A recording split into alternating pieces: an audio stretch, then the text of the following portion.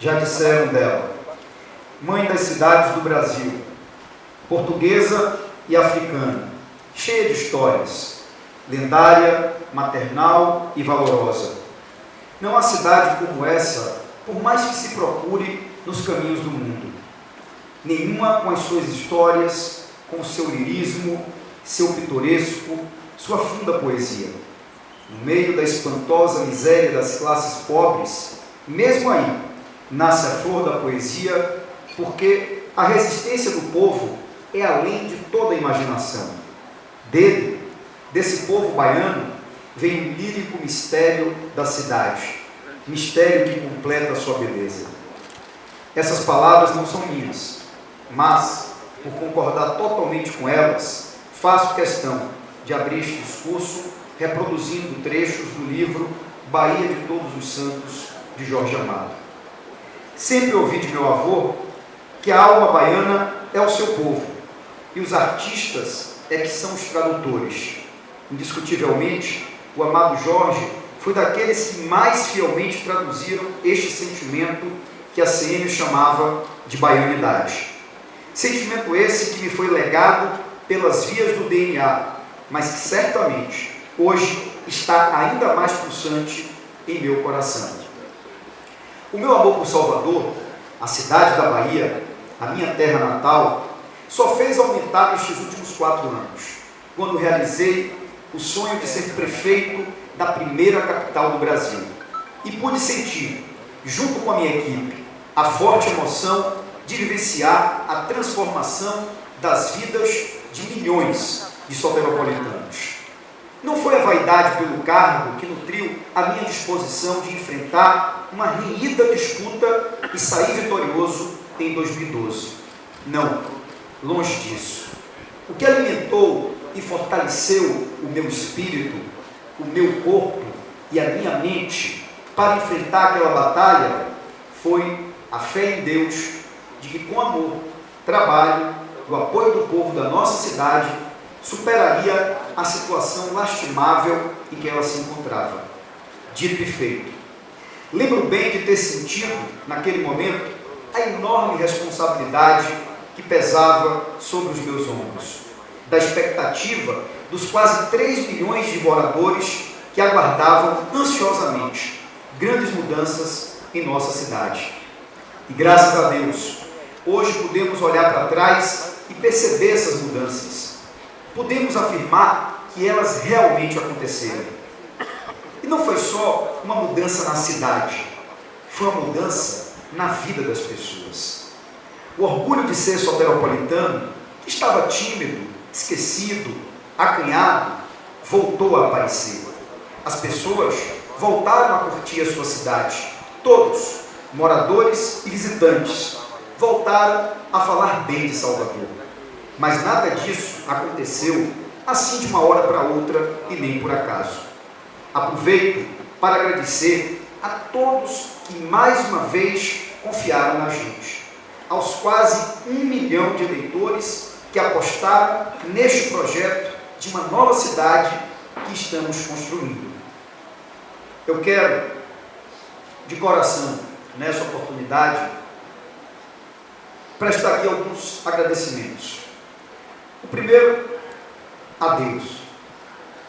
Afinal de contas, Ele é quem fez essa cidade não só bonita nos seus aspectos físicos, naturais, mas acima de tudo, fez de Salvador uma cidade única, incomparável, inconfundível, pela essência do nosso povo.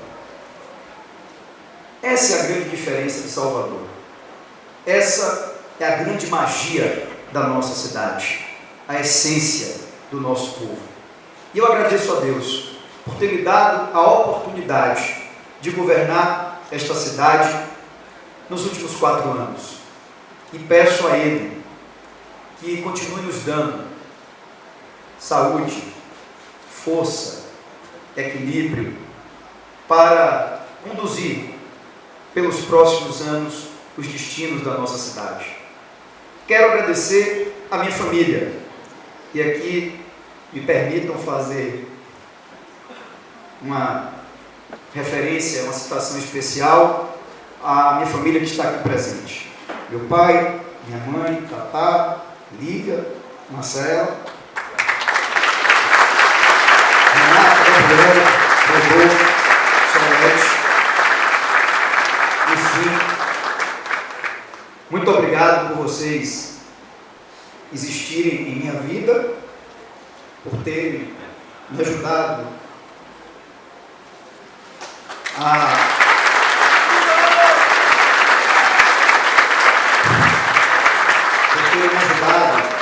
a chegar aqui.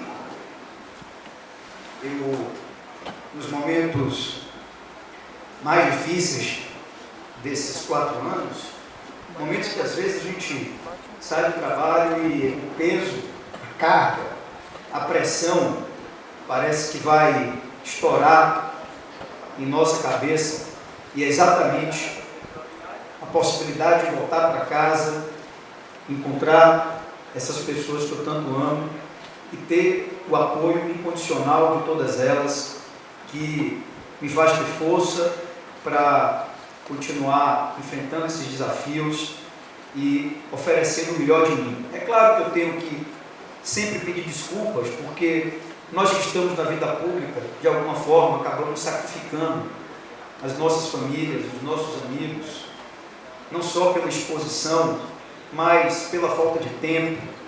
Ainda assim, eles sabem que eu procuro fazer o máximo que está ao meu alcance e não abro mão disso. Vocês, sem dúvida, são a razão principal, não só da minha vida, mas das minhas vitórias também. Então, muito obrigado de coração por tudo. Por tudo.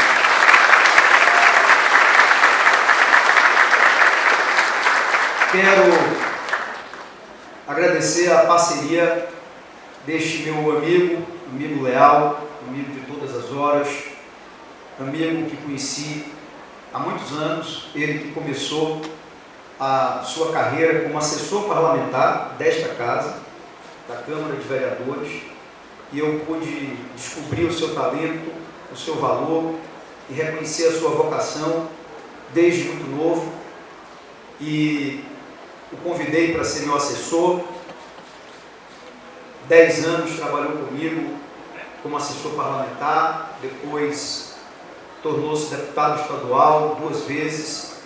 Pelo seu trabalho, pela sua luta, ele foi, não só por mim, mas pela cidade, escolhido vice-prefeito, que é o meu parceiro Bruno Reis.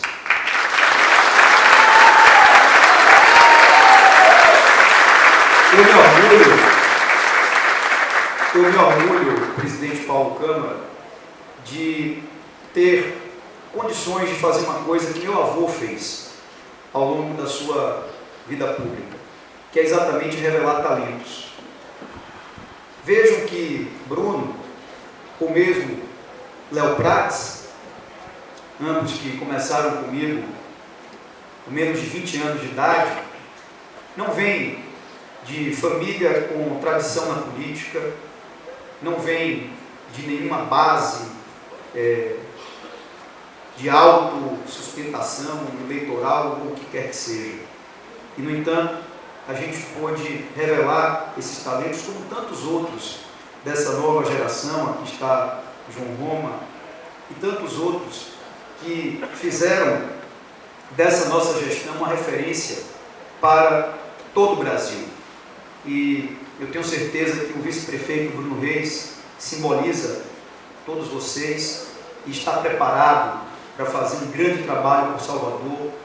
Vai me ajudar, vai estar ao meu lado todos os dias. Ele conhece profundamente essa cidade e será um vice-prefeito com um protagonismo e uma relevância à altura da primeira capital do Brasil. Eu queria também agradecer aos meus amigos aqui presentes, amigos de uma vida inteira, amigos que eu construí na política, amigos que eu construí durante esses últimos 4 anos de mandato, tantas e tantas pessoas, e eu jamais iria nominá-los para não cometer injustiça do esquecimento, mas todos vocês sintam-se abraçados por mim nesse momento e tenham a minha palavra de gratidão. Quero também agradecer aos vereadores da nossa cidade. A Câmara Municipal não faltou a Salvador um minuto sequer nesses últimos 4 anos. Agiu com independência, com responsabilidade e com compromisso público. Vocês são tão merecedores quanto eu desse novo momento que vive a nossa cidade, e eu aproveito para fazer um agradecimento todo especial ao presidente Paulo Câmara, que conduziu os trabalhos deste Poder Legislativo nos últimos 4 anos. Quero abraçar todas as lideranças de bairro, a todos os representantes das diversas comunidades de Salvador, e quero finalmente agradecer aos funcionários da Prefeitura, porque, acreditem, eu poderia ter a melhor das intenções, eu poderia ter o melhor dos projetos, mas sozinho eu não teria conseguido. E tudo que a gente fez no Salvador se deve ao fato de que cada colaborador, cada funcionário vestiu a camisa de verdade, acreditou nesse projeto. Foi tão prefeito quanto eu. Por isso, aos colaboradores de ontem, de hoje e de amanhã, o meu muito obrigado.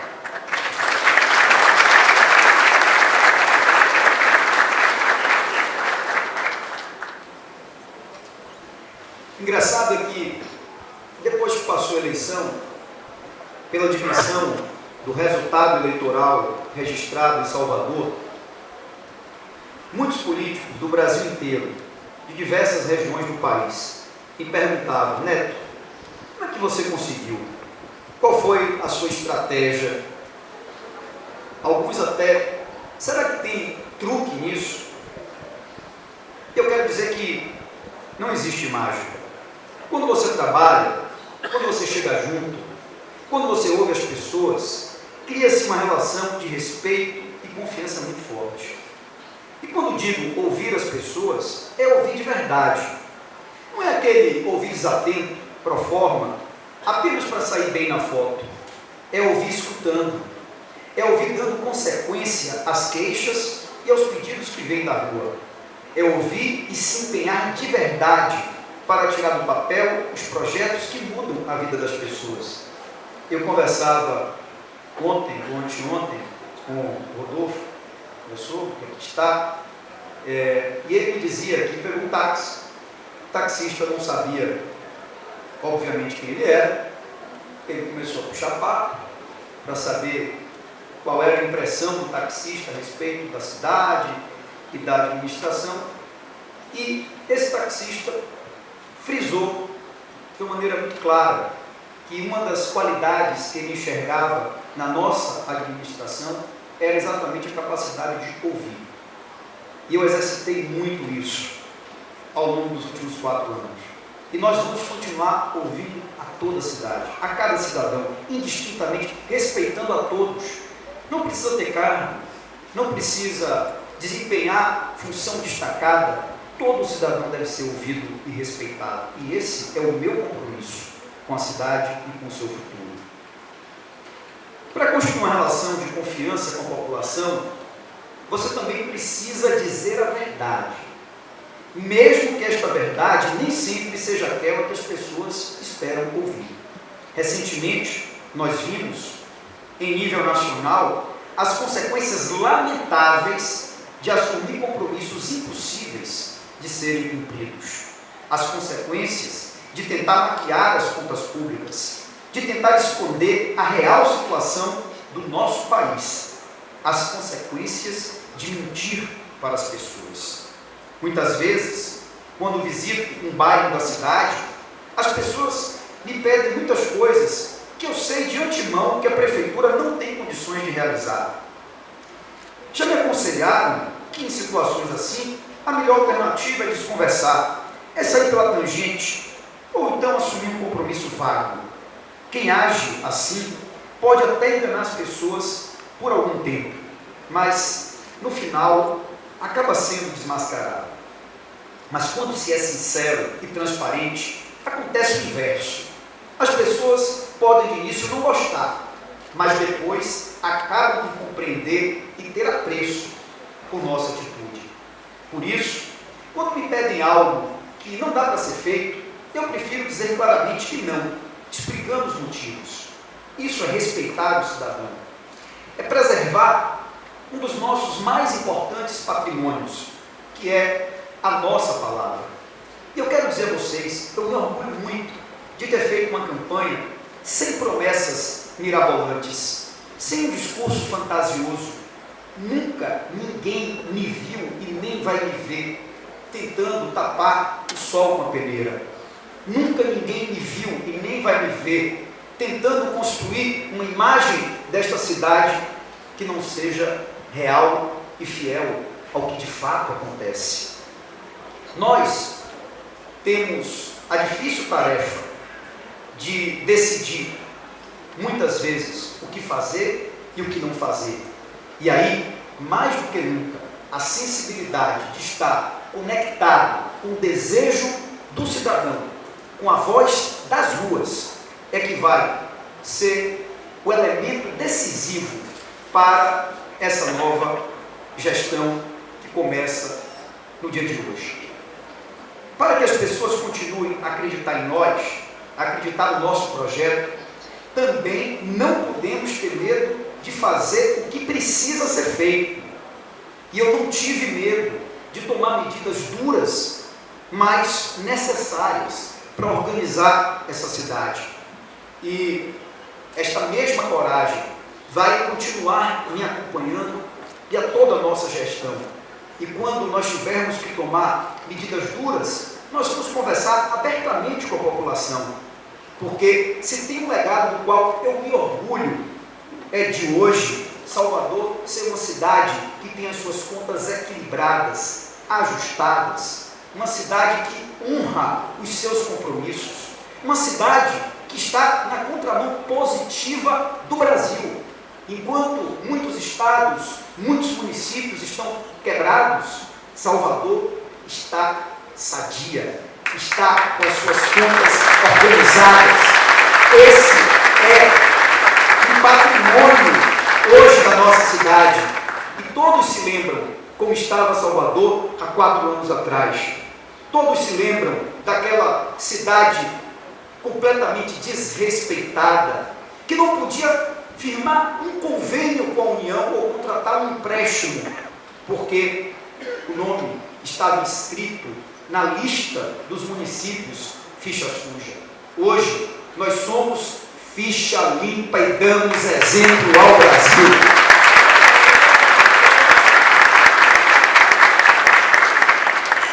E se hoje, neste 1º de janeiro de 2017, eu estou aqui de volta para tomar posse em um novo mandato, é porque acertamos mais do que erramos.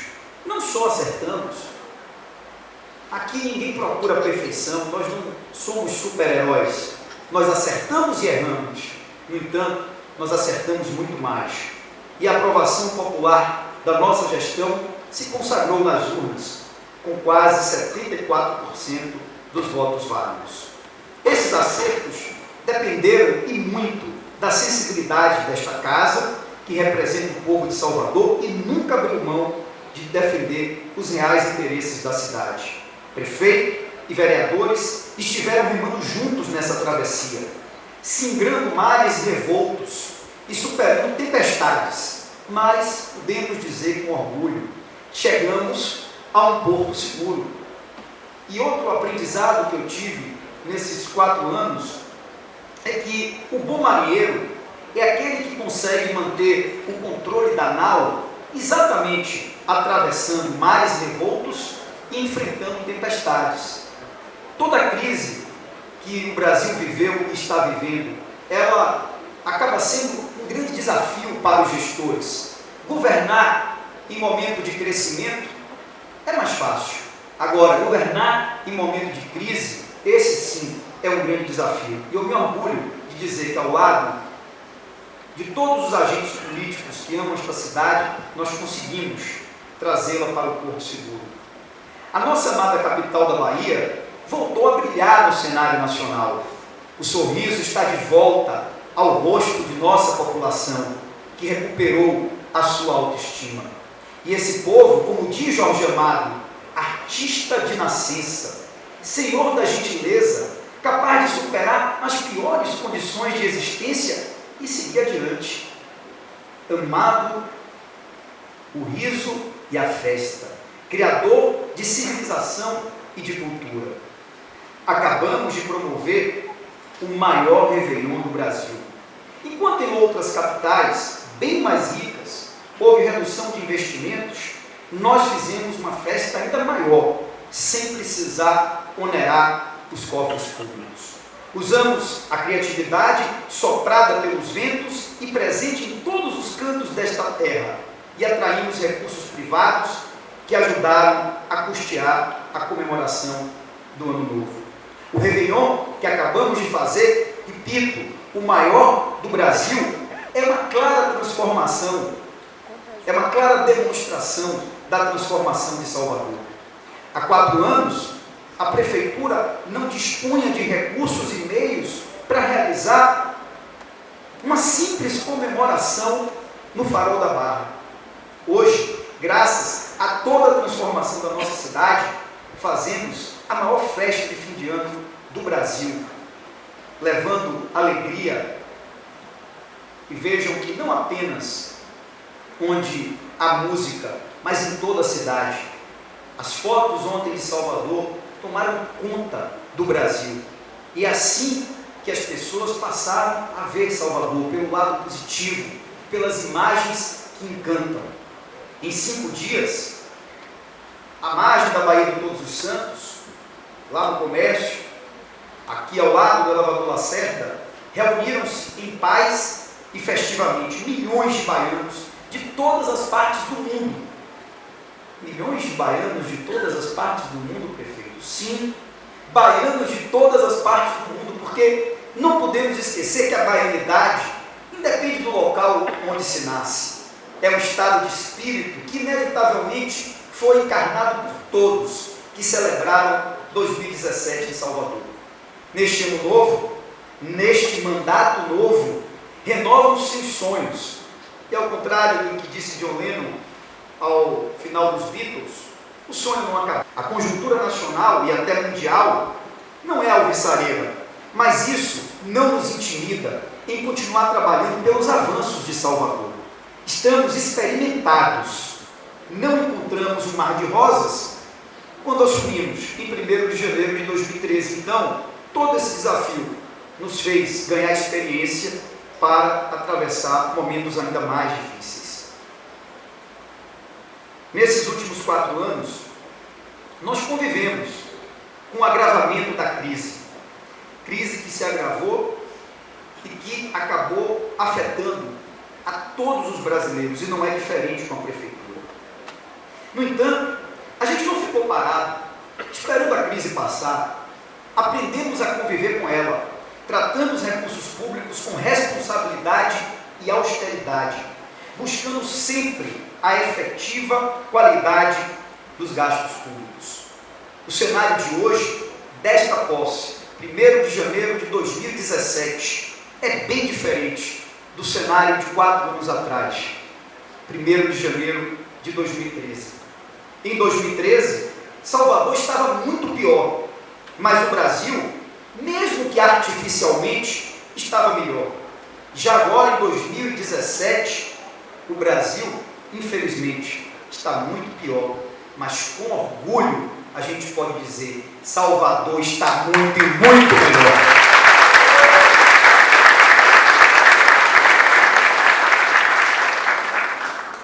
E o resultado de tudo isso são as inúmeras realizações e conquistas que alcançamos para a cidade. Melhores índices na educação, na saúde, na trafegabilidade, na infraestrutura, nos serviços de iluminação e limpeza. Mas o mais importante, talvez, seja a retomada dos espaços públicos pelas pessoas.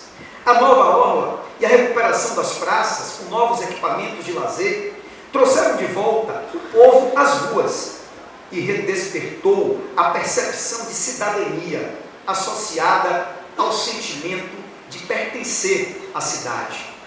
No início da gestão, sem recursos e no caos que nos encontrávamos, a única coisa que podíamos fazer, enquanto arrumávamos e botávamos ordem na casa, era ir aonde o povo estava, ouvi-lo e saber das suas necessidades. Nesse contato, no corpo a corpo, olho no olho, ao lado da minha equipe, conhecemos a realidade das pessoas, porque a cidade são as pessoas. Nos deparamos com a crua desigualdade de Salvador. Decidimos investir menos com a máquina e mais com a cidade. Menos para a prefeitura e mais para o cidadão, como forma de aplacar esse desequilíbrio social. Independentemente das condições sociais, pude comprovar que a força do povo de Salvador é mais forte do que a miséria. Impávido, ele resiste às provações, vence as dificuldades. O povo vive, luta, ri, não se entrega. Faz suas festas, dança suas danças, canta suas canções, solta sua livre gargalhada, jamais vencido. E não se deprime. O povo de Salvador não se deprime. E, aliás, também não se deixa levar pelas provocações ou pela torcida dos contrários, dos que não querem ver o sucesso da cidade, daqueles que se incomodam de ver que a cidade voltou a brilhar, voltou a sorrir.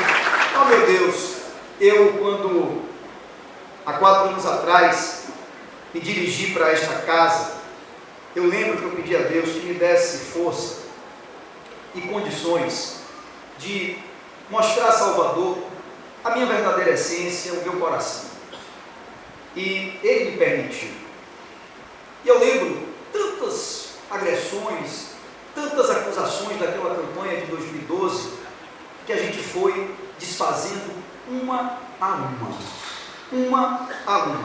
E aí, o povo de Salvador pôde ver a diferença daqueles que trabalham pela propaganda e aqueles que trabalham pelo povo.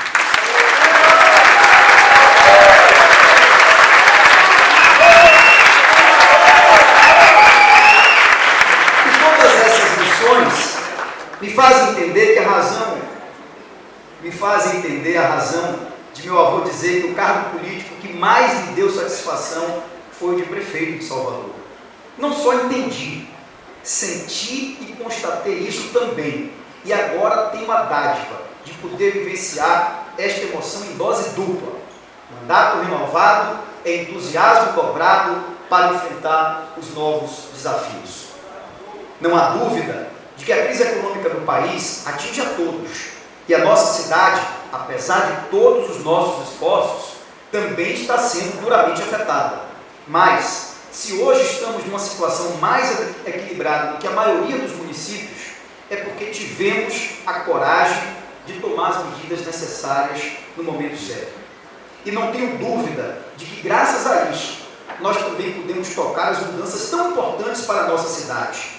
As conquistas desses 4 anos da nossa administração foram concretas, tangíveis, verdadeiras e terão continuidade neste mandato que ora começamos. De forma simples e objetiva, é só comparar o antes e o depois, o antes e o agora. Na saúde, para ficar em apenas um exemplo, antes existia uma UPA que praticamente não funcionava.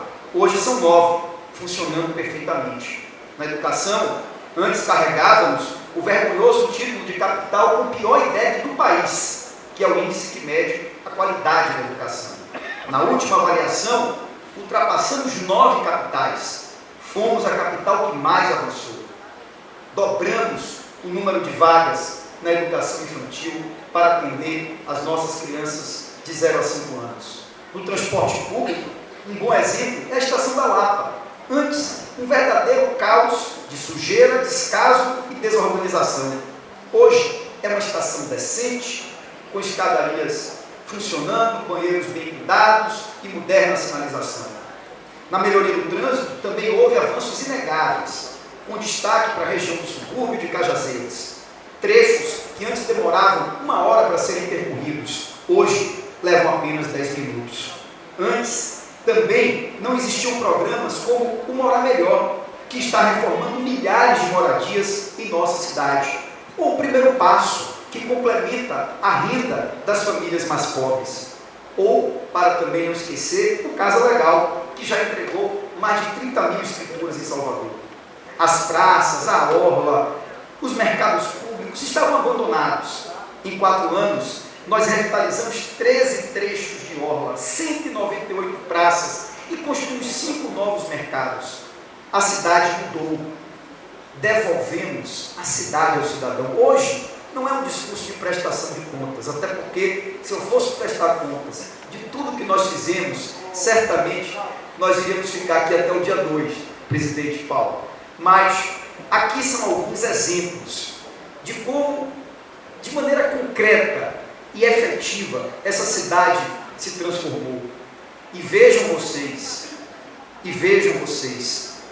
não existe quem possa levantar a voz para dizer que há uma cidade dos ricos e uma cidade dos pobres na visão da prefeitura. Aliás, eu quero dizer que sim, nós enxergamos que há uma cidade dos ricos e outra dos pobres, e é por isso que nós fizemos muito mais pela dos pobres. 76% dos investimentos feitos foram nas áreas mais pobres da cidade. E esse é o nosso compromisso para o segundo mandato. Eu sei que isso incomoda. Eu sei que isso derruba o discurso de muita gente. Mas nada como a voz do povo. Vejam, em 2013, é verdade, a cidade saiu. Em 2012, a cidade saiu dividida, do ponto de vista eleitoral. E eu quero dizer a vocês que o que mais me orgulhou do resultado no dia 2 de outubro não foi ter tido 74% dos votos, foi ter garantido mais de 70% dos votos em todas as zonas eleitorais desta cidade.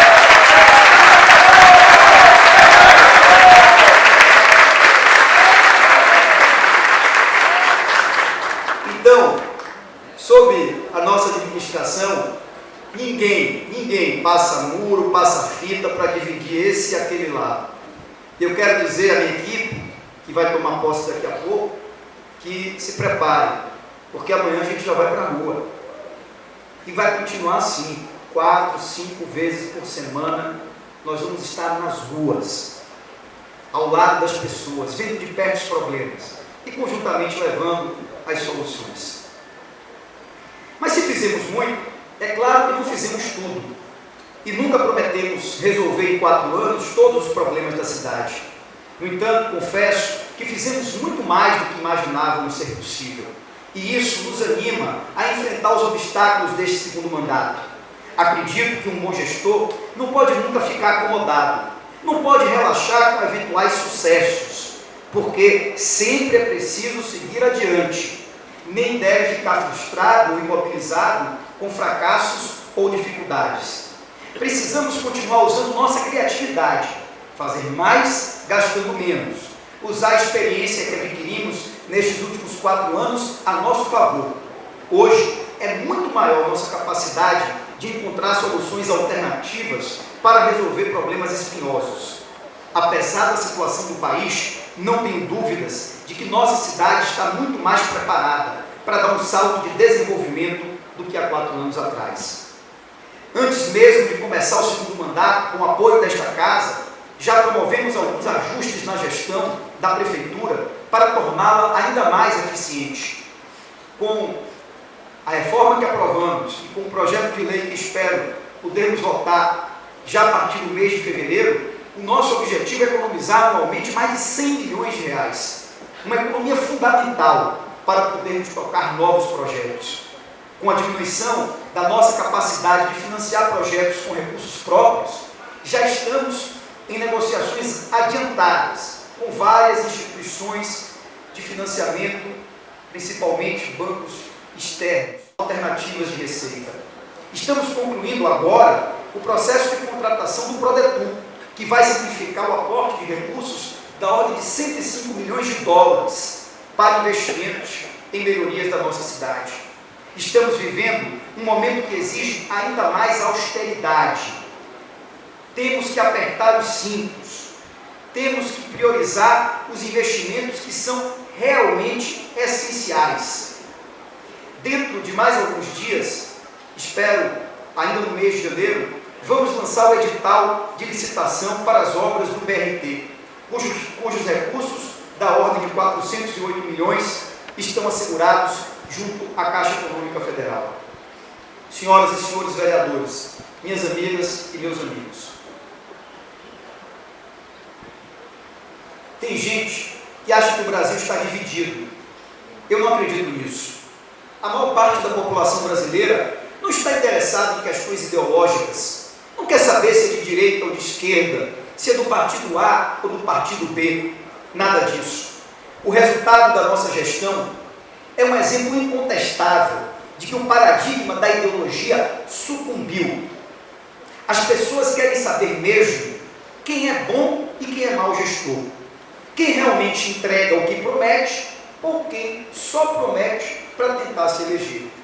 As pessoas querem voltar a acreditar no país, querem ter a confiança de que há políticos que estão genuinamente preocupados com os problemas do dia a dia da população, com o desemprego que atinge milhões de famílias do Brasil, com a necessidade de novos avanços para a educação, com um sistema de saúde de mais qualidade de Salvador. E já caminhando para a conclusão, não posso deixar de fazer uma reflexão sobre os novos tempos da política. E aí, me permitam dizer que a ética na vida pública passou a ser uma prioridade para o cidadão e para a população. A sociedade mudou. Eu acredito que a política já está mudando, mas é fundamental que os políticos mudem também. E aí, o recado que vem das ruas é muito claro. O cidadão quer que o seu representante adote novas práticas. Mas, me permitam dizer, a solução para a política vem da própria política. A própria política tem que conduzir e construir esse novo cenário. E a gente tem que ter muito cuidado, porque não é possível a gente permitir que se criminalize a política. Nós temos que saber separar quem está na política por compromisso e espírito público, daqueles que querem se aproveitar desta atividade para servir aos seus interesses e desejos pessoais. Colocar todo mundo no mesmo cesto só serve à impunidade. Por isso, eu tenho certeza que a Câmara, ora empossada, ao lado do Executivo, vão continuar dando exemplo ao Brasil das melhores práticas. Vão continuar dando exemplo ao Brasil que aqui existem homens e mulheres honrados e de bem e que estão à altura do mandato que receberam dos seus eleitores.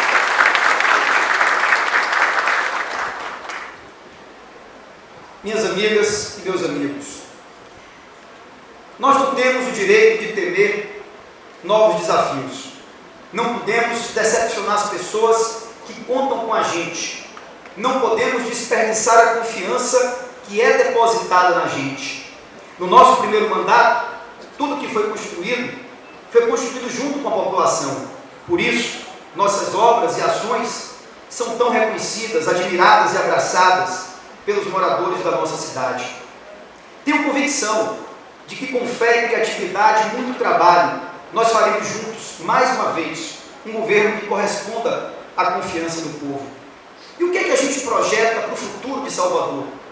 Que ela cresça de maneira ordenada e planejada, que ela seja uma cidade com maior equilíbrio econômico e social, que a gente possa aproximar o emprego da moradia, sobretudo fomentando as áreas mais pobres e essa vai ser uma obsessão do nosso mandato.